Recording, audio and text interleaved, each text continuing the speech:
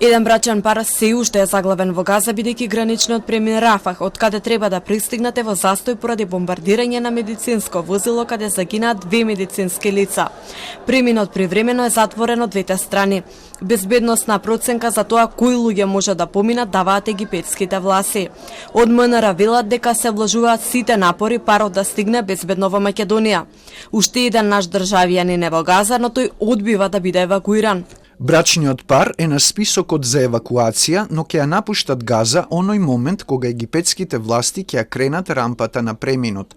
Освен брачниот пар во Газа, има уште еден македонски државјанин, но тој одбива да биде евакуиран затоа што бил дел од хуманитарна организација. Македонскиот брачен пар со двете дечиња пред неколку дена беа успешно евакуирани од појасот Газа преку граничниот премин Рафах кон Египет, а потоа и пристигнаа во Македонија. Египет вети дека од граничниот премин Рафах ќе дозволи излез на 7000 странски државјани и оние со двојно државјанство.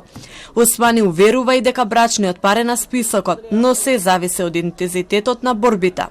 Во првите 3 дена излегоа речиси 1500 странски државјани. При нивното пристигнување во матичните земји сведочат за ужасот кој мора да го издржат додека чекаат имињата да им се појават на списокот за евакуација.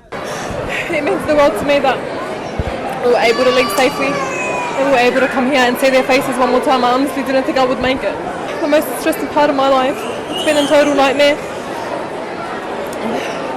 We never thought we would make it out alive, so we're just very grateful to be here.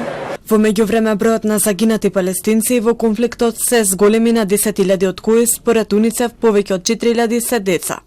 Од 2600 чеснати палестинци по Дурнатините, околу 1270 се деца, соопшти од Палестинското министерство за здравство. За палестинските власти, Газа е веќе претворена во долина на крвта.